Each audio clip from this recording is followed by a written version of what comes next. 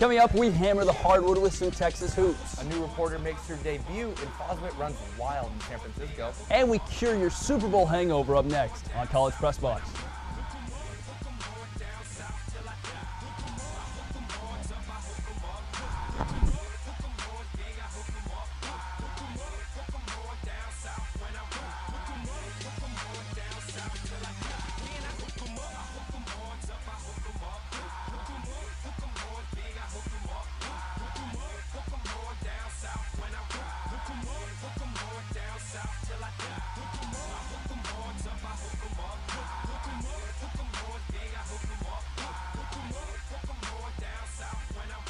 Welcome to your home for Longhorn Sports' PSTV Press Box, the only show filmed right on the 40 acres. He's Reese Miller, I'm Caden Kinard, and Reese, following Super Bowl Sunday, I have one question for you. I'm ready. Is the dab dead? It's got to be right. I mean, I wouldn't feel right doing it at the desk with you knowing it has a Super Bowl loss on its resume. So Cam won't do it again? No? I don't think so. I don't think so. Not after yesterday. A little more calm Cam next year. Yeah, calm Cam. Or maybe a new dance move, who knows? No media cam. I'll be ready for it, though. Yeah, maybe I'll talk about it post game. I'll dance in front of the mirror and learn it so I don't look like an idiot out and about. And then we'll do it here. But time to go to Waco, where the Rising Longhorns men hoop squad went there looking to take down Rico Gathers and the number 13 Baylor Bears last Monday. The Longhorns led for a small margin for the majority of the game, but a few clutch threes from senior Connor Lammert, who led Texas with 15 points, helped UT pull away down the stretch 67-59. Longhorns moved to 4-1 against ranked opponents with the victory. Lammert tied a career high, and Isaiah Taylor finished with double-digit points for the 61st time in his Texas career. And on Saturday, the Longhorns brought a 3-game winning streak back home to Frank Irwin against Texas Tech. Let's head to Frank Irwin. And then, starting early in the game, Texas really struggled, didn't they? Yeah, lost to him earlier in the season on the road, but, you know, it's going to be the Javon show here early. And Texas Tech kind of had to lead there up about 2017, 2019. We see here a couple easy buckets for the Red Raiders. But big man down low, Shaq clear, doing it. Who needs Cam Ridley anymore? Cam who is what we're all asking at this point in the season. But now we have Devontae Williams with an easy bucket. Again, Texas really allowed too much inside. Yeah, not Devon Tubb, but Devontae. Here's Javon Felix stitching down low. Isaiah Taylor to the hoop. No one really does it better than getting to the cup than the man wearing number 1. And then I think we're about to see freshman to freshman, Kerwin Roach and Tevin Mack for an easy three-pointer in the corner. Those guys are really playing well early in the season. Yeah, they're pretty good, Caden. Happy Mardi Gras, Reese. A dunk from Connor Lammert. White man White dunk. man actually can get up. Who knew? A first. Connor Lammert just looks great in his new role with Texas and Shaka Smart. But Texas would eventually prevail, winning 69-59. Felix kind of the best scorer, but DeMarcus Holland leaving his print. Yeah, 20 total points for Javon Felix in this game to DeMarcus Holland. Defensive specialist, kind of dunk specialist right there. Tech still trying to come back, but this one's going to come up just short as we got another freshman duo. Coming up, Kerwin Roach. They call him Snoop as he's dishing it out. Isaiah Taylor, and Snoop throwing it down and getting up. Snoop getting up. Texas winning final 69-59. And then TSTV's very own Brianna Santiago had her own unique perspective on the game. Texas senior Javon Felix scored the first 8 points in the game, topping the 20-point mark for the second time this season. Coach asked me right before the game that I wanted 3. So I said yes, and I made it, so that was all I needed. Texas faces one of its biggest challenges yet against the number 1 team in Oklahoma. However, the team's attitude hasn't changed. Playing the number 1 team in the country on their home floor. So it's a great opportunity. It's also a great challenge. And I would hope our guys will be really excited. I'm excited. I think it would be a really big statement for us to make. They're the number 1 team in the country. It's not something that you overlook. But it'll be a really good statement for us to make, and we're going to prepare for it. Following Texas's victory over Texas Tech, the Longhorns earn a 3-way tie for second with Kansas and Oklahoma. But the Longhorns don't plan on letting that stop them from playing their game. We know that they're a good team. We're a good team, too. Going up to OU, we know it's going to be a dogfight, the rivalry game. We're not going to ease up. I think this team is hungry. My teammates are hungry. Our coaching staff is hungry. We know that we have a tough stretch of games coming up, and we're just looking to go in and just compete in every game. This Monday, the Longhorns look to defeat their rival in Oklahoma. Brianna Santiago, College Press Box. We have a special guest appearance with Julien Owens joining us as a basketball analyst. Julien, how you doing? I'm doing great, guys. How are you guys? I can speak for both of us. We're doing absolutely fantastic. So, J.O., let's talk about the team's overall resume and chances to win the Big 12, being only one game out. Well, I'm going to have to agree. I think that the Horns actually might have a chance to win the Big 12 this year.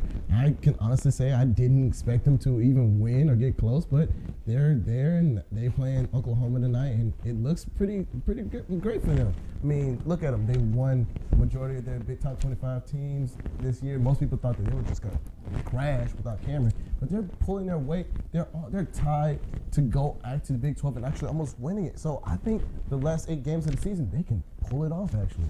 And then, Reese. Yeah, I think, Can they win? I think the next 4 games are going to tell, right? They play 4 ranked opponents, 2 of them being on the road this week. I think if you even split, or especially if you go 3-1 in those games, I mean, they're only 1 game out. I think the 2 games to circle are obviously Oklahoma and Kansas. If you could find a way to win one, maybe both of those, and hope for some upsets, I certainly think you give yourself a shot. But it's certainly a tough way to close the season with 4 strength ranked opponents. And then they get a couple cupcakes to finish, if you call them cupcakes, in Oklahoma State. So I certainly think they're playing their best basketball right now. But I think the next 4 games will really tell us. So ask me in 2 weeks. Okay, we'll find out. We got Oklahoma tonight. Yeah, absolutely. And Julien, with the season in the second half and a larger sample size for new head coach Shaka Smart in his first year, what do you think is the biggest difference between him and former coach, now Tennessee head man Rick Barnes? I don't think it's fair to say what's the biggest impact. I think that you have to go with different components of the coaching styles between the two. First, let's start with Rick Barnes. Rick Barnes last year at this time is 15-8, which is 1 win less than Smart right now. But if you look at the rest of the remaining games, he went 4 for 4. And I think Smart will do a little bit better. Turnover differential is completely significant different from what it was last year. Rick Barnes, as we all know, last year, the turnovers killed the Horns a lot towards the end of the season. Now they're only having a little over 10 turnovers a game, so that'll help them just a little bit, especially with field goals, as we were talking about earlier. Like their 3-point differential and their field goal percentage, choosing very wide shots is helping them tremendously, whereas it was barely over 30% field goal percentage last year. And with that being said, the rebounding is going great. Like I just really see a complete different Rick Barnes team where every game he'll switch out the starting 5, but now we have a very solidified starting 5 going through the last 8 games of the season. I think this Smart team might actually do a lot better than most people suggested.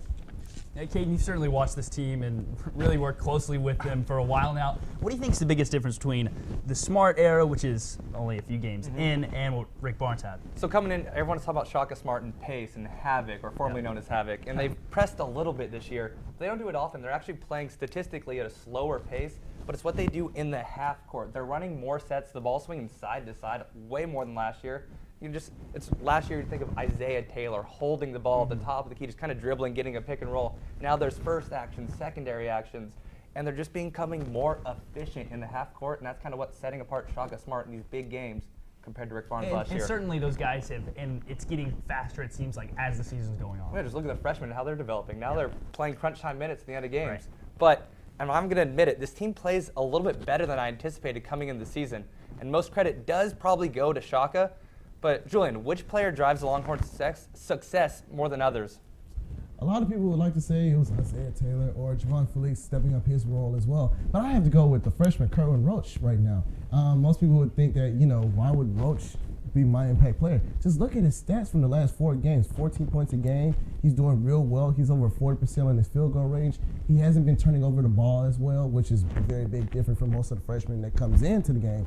And he's just doing dynamic plays that you just saw against Texas Tech. He's giving the ball out, he's dishing dishes, and he's actually giving out some key plays out in the rest of the games. So I think Kerwin Roach, as the season goes on, even going towards Big 12 play in a couple of months, he's going to actually have a big impact play on this Longhorns team. And then for me, Kerwin Roach, he provides those, not to say impact plays, but momentum swinging plays with those dunks. Gosh, he's a flyer. But who's your guy? Well, Kerwin Roach is certainly, I think, pressed defensively and come on really strong, creating a bunch of turnovers. But all I'm going to do for my guy is this. Javon Felix, the chest, the man from Unbelievable. three. He's been fantastic. He was on a 20,000 shots made program over the summer, and I think it's just been incredible what he's been able to do. When he gets hot, like he was on Saturday, I think he can really carry this Texas team. Not necessarily doing it himself, but when he's in that shooting role, I think he's fantastic. Look how much more confident he is this year compared to last year. He's a primary ball handler most of the game, and he shoots without hesitation. Absolutely. Well, Julien, you are the man as always. Thank you, and we will see you very, very soon. Thanks, guys. Thanks for bringing me. Absolutely. Coming up, we will swap to the women's side of the hardwood and catch up with hoops analyst Amanda Atwell. We'll be right back.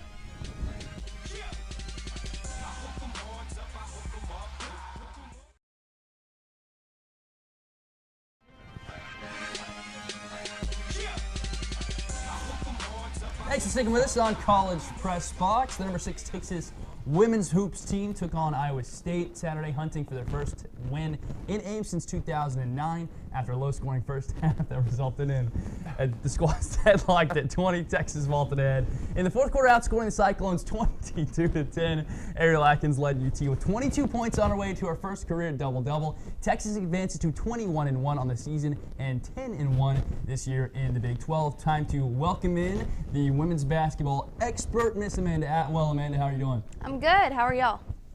Couldn't be better. Yeah, again, Again, keep asking us. Still We're the great. same as last block. Could not be better. Unbelievable. Amanda, impressive team this year. What's been the key to their success? Well, from what I've seen this season, the big key to this team's success is really just the all-around team effort they give. In contrast to a lot of their competitors in the Big 12, there's some weeks that it's really hard to pick a standout on this team. Every player contributes something, from the starters to those coming off the bench. Amani Boyette is obviously a star. You can't argue with her 10 double-doubles this season. Empress Davenport is solid. Ariel Atkins leading this weekend. Brooke McCarty is incredible behind the arc. The list goes on. It's not two stars carrying the team. They all mesh really well together, and I think that's the reason they've been so successful. Caden, lots of stars, but who sticks out to you? I mean, Brooke McCarty sticks out to me, but that's the key to this Texas team. As she said, so many people just at each level, too. Imani Boyette down low in the post. Then you have Empress Davenport. Ariel Atkins over the weekend, a little bit of a surprise, but those were on the wing. Their leading scorer at some points last year, fighting back from injury now, so this team just got better. And then you have Brooke McCarty, a sharpshooter from the outside, shooting 42%. But Amanda, this team obviously one loss in the season. How do they maintain success, and what does the future for the season kind of look like? In my opinion, maintaining success shouldn't be hard for this team as long as they can prepare for their road games. They have some big games ahead in Waco and in Norman, and they're not going to be an easy task. They struggled with Oklahoma, and they lost to Baylor earlier this season in Austin, and it wasn't exactly a tight game. If they can fix their mistakes and learn how to contain Baylor's offense, I think they will have a chance in Waco. That being said, in-state rivalries, anything can happen regardless of a win or a loss in Waco. I see Texas finishing in the top 2 in the Big 12 easily and advancing to the NCAA tournament with no problem. Reese, how far can they make it to the NCAA tournament? Because she's right, it's no problem for them. They're loaded, one loss in the season, but Baylor kind of gets in their way a little bit, and they're a giant in the state. Yeah, I think that's the real issue is it's them and Baylor. And Texas was able to actually beat Kim Mulkey and the Baylor Bears last year in the Big 12 tournament after they won that, and that kind of vaulted them into that Sweet 16 where they got destroyed by UConn like everyone in women's college basketball. But I think that's the real task is making sure they get a host spot. For the first couple rounds, you have to be really one of the top 4 teams in the country, and I think that's what their goal is. I think they've got an outside shot at that, at least hosting for the first round if they're in the top 8 or 6 like they are now. I think Elite 8 is possible. I mean, it depends on the draw, but last year being a 6 seed, finding UConn was pretty unfortunate. Otherwise, they might have had a chance to get to the Elite 8, but this year I think they're an Elite 8 team at least. Is the national championship asking for too much for this Yes, team? yes, You think absolutely, yeah. Stanford and UConn are still ahead. Let's see if Karen I'm asks to get them sorry. together. I agree. Big Karen. Yeah, but okay, Amanda, like we said, there's so many people on this team that sort of stick out. Who's the one to you that's kind of been above the rest?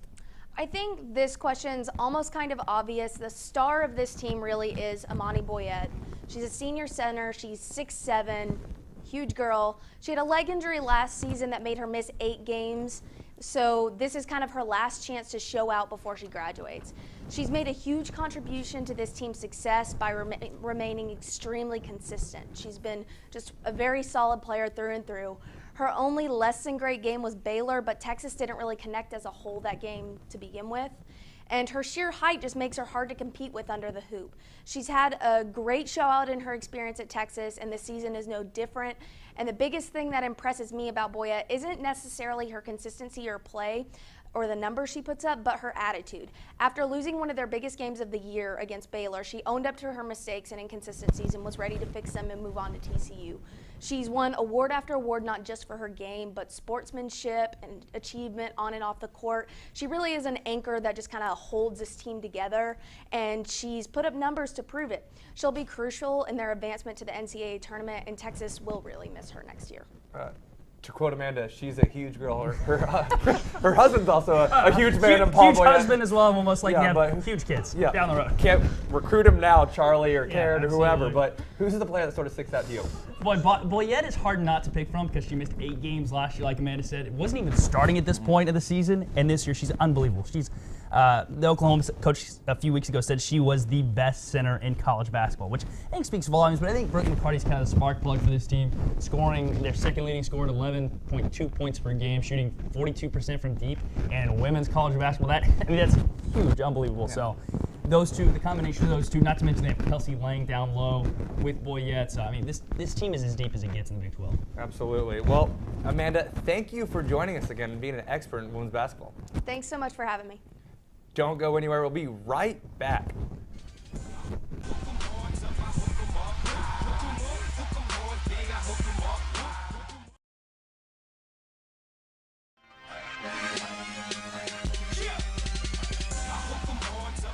Welcome back to your home for Longhorn Sports. The swimming and diving team had their senior night just this past week. They're looking to go out on top, keeping that stronghold inside the Big 12 waters. Our reporter, Emily Stone, making her press box debut, went swimming with the fish. The top-seeded Texas swimming and diving team knocked off TCU in their senior meet this past Friday. Coach Capitani emphasizes the mark the senior class has left on the swimming and diving program. She says one senior in particular stands out in her mind. We have one senior swimmer, so when we came in, it was a little bit shaky. And Erin I'm just really proud of how she came in and then how she's leaving and the person she's become. It's been an experience. It's been actually really amazing. I wish I had a bigger class, but the divers have been incredible. I love being in class with them, and I love being on this team. So, I wouldn't have traded it for the world. Although this was the seniors' final home meet of the regular season, their leadership has made a strong impact on a very promising freshman class. Three-time national champion Willa Cohn says the highly ranked freshmen show a bright future for this already stellar team. We've been killing it, so it definitely makes the older guys not slack off as much, because we know we got these young little whippersnappers snapping at us all the time, but just knowing that, these guys are potential All-Americans already, so it's awesome to have them with us. Coach Capitani says that this weekend's meet allowed swimmers to improve before defending their Big 12 title at the end of the month. It was a good competition for us. I think it gave us a chance to compete in our best events, also compete in some off events, and so we kind of figured out what we really need to work on. The Longhorns are set to swim at home for the Big 12 Championships starting February 24th. Emily Stone, College Press Box. Getting out of the water, women's tennis played 2 matches last week and served a goose egg in both. Wednesday, Texas won a pair of doubles matches and claimed all 6 single contests en route to a 7-0 win over Incarnate Word. And then on Sunday, the Longhorns defeated UTSA 7-0 as well. Overall, Texas is 3-1 in matchup play. Leading the Longhorns was a 28th ranked tandem of senior Brianna Addison and sophomore Danny Wagland. Texas ventures to Houston to play Rice next. They never quite got to the water, but the Texas men's team did take a West Coast trip over the weekend and came up empty against number 24 California, getting swept 4-0. But the number 26 Horns rallied Sunday against the Stanford Cardinal, fighting back in a 3-set tiebreaker as Adrian Ortiz saved a match point serve against him. This helped Texas seal the 4-3 victory. Ortiz smacked a forehand into the net for the 6-all. Though Page went into the net once more to give Ortiz a 7-6 lead. Another match point with Page serving. Ortiz lofted a well-placed topspin lob over Page and inbounds with room to spare to win the tiebreaker 8-6. In the match 4-3, the men will also play Rice next February 21st. And then track and field split the team for 2 competitions last week. The majority of the team traveled to Nebraska for the Husker invite and just completely dominated. The Longhorns came away from the 2-day meet with 4 victories and another 8 runner-up finishes. Senior Courtney Okla was honored as a top performer for 51-16 in the 40-meter. Then the long and triple jumpers went to the New Mexico Collegiate Classic on Friday night. Basil Fares and Ika Morton finished 12th and 15th in the long jump. Then freshman Asa Garcia finished 7th in the women's triple jump on Saturday.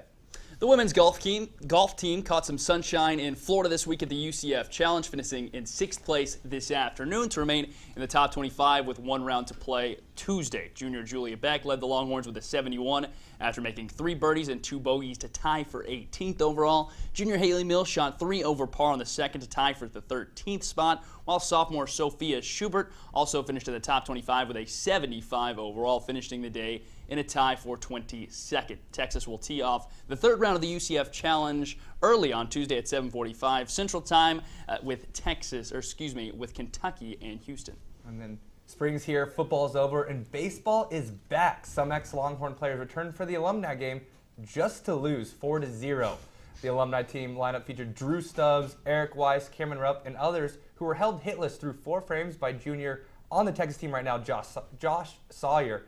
Cody Clemens and Patrick Mathis added 2 hits apiece. Michael Cantu reached base 3 times, and Tres Pereira collected 2 free passes. Texas opens the season on February 19th when the Longhorns host the UNLV Rebels in a 3-game series. Does a post-Super Bowl depression have you down? Well, sticking around for the next segment is a known cure. We'll be right back.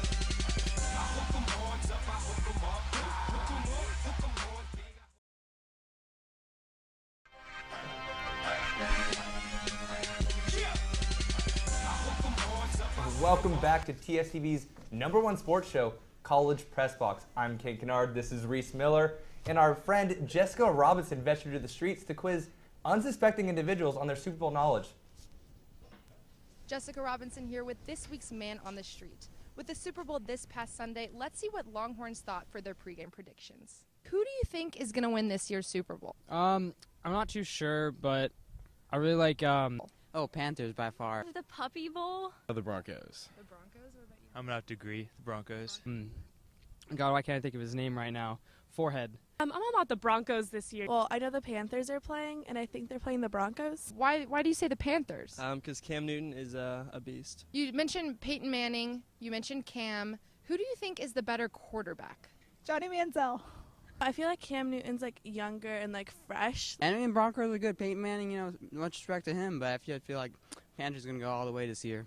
I do not believe Peyton's going to do very well. He is pretty old. I had him on my fantasy league. He did really, really bad. I dropped him. As far as the Super Bowl halftime performance goes, do you know who's performing? Well, I have no idea who's at for any of the halftime.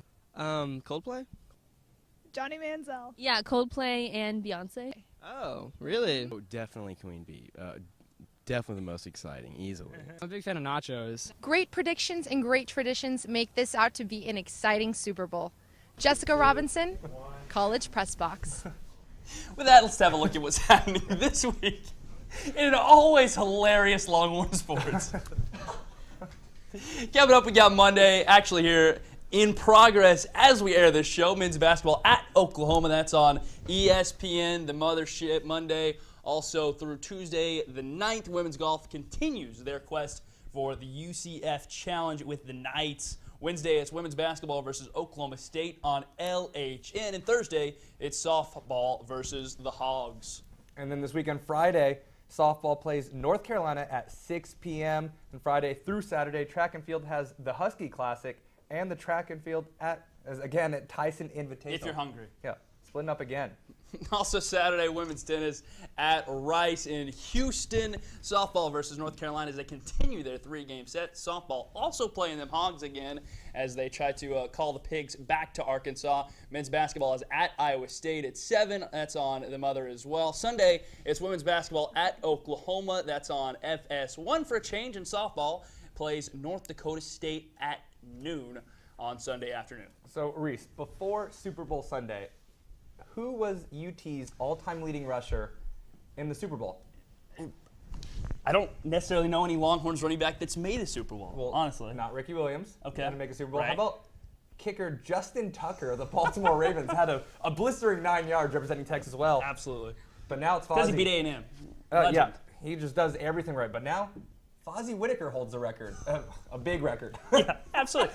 26 total yards. Fozzie Whitaker now the all-time leader in Texas history for yards in a Super Bowl. Is that something we celebrate, or will it ever be broken? We'll find out. Chris Warren, right? Chris Warren, the hope, maybe? I don't know, but I don't know.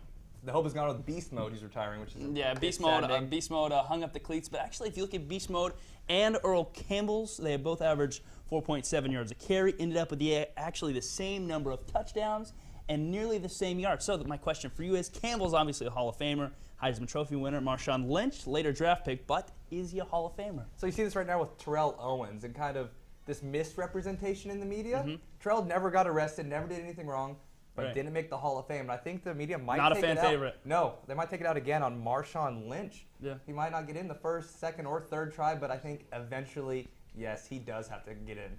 Hey, you know why he's here. And it's not to answer questions, it's for Skittles. Guys, it's been great. Thanks to my partner in crime, Caden Kinard, to everybody in Master Control and in studio. Don't forget to catch us right here for your Longhorn Sports News every Monday night at 9:30. Also at 9 p.m. Wednesdays, we go live with College Crossfire, the best sports debate on the 40 acres. A special thanks to you for spending your Monday night with us, curing those Super Bowl hangovers. We'll see you next week. We're out. It's College Press Box.